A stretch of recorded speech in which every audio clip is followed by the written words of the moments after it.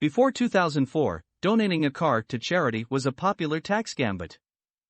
People would take thousands of dollars worth of tax deductions, no matter what the car ended up fetching for the charity at a sale or auction.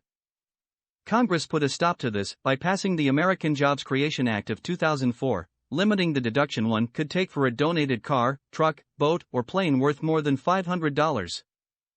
Instead of letting taxpayers simply deduct the published fair market value of the vehicle, as before, the Act decreed the deduction be determined by the exact amount the car actually garnered for the charity and documented by a receipt from the charity to the donor. So, is a car donation still worth it? Well, if you have a junker, it's probably not going to give you much of a tax deduction. On the other hand, if you have car that can be used by the charity, why donate? If you have a car in decent working condition, by donating it you will 1. Help a charity whose work you believe in. Maybe that seems obvious, most of us make donations to charities whose work we support, but it's true.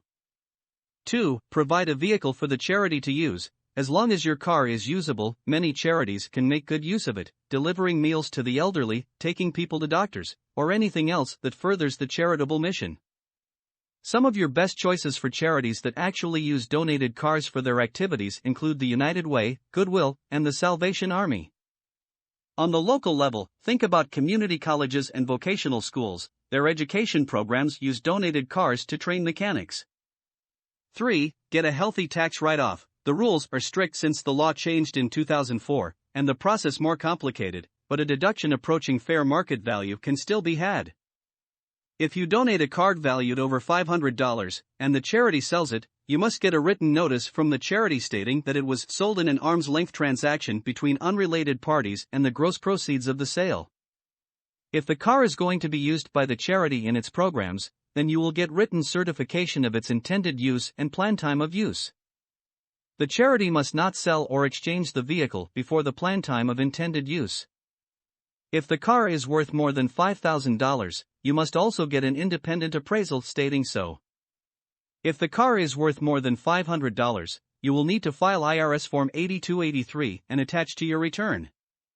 If the car is worth more than $5,000, in addition to Form 8283, it might be a good idea to include the independent appraisal and the charity's certification with your return as well. Avoid the hassles of selling the car yourself. You won't need to pay for newspaper ads. Nor will you deal with phone calls or emails or have to show the car to potential buyers and haggle over the sales price. 5. Free pickup. Many charities that accept cars will collect and tow them away for free. But you do need to realize the charity will deduct this cost from the car's value, which will reduce your tax deduction. Of course, if towing amounts to a significant percentage of the car's worth, you can always drive it in yourself. 6. Get rid of a car that does not have proper title. Some charities will take a car for which you cannot find the title. They probably will only be able to sell it for scrap or parts, reducing the value of your deduction, but at least you can get it out of your driveway and can avoid the expense of replacing that title.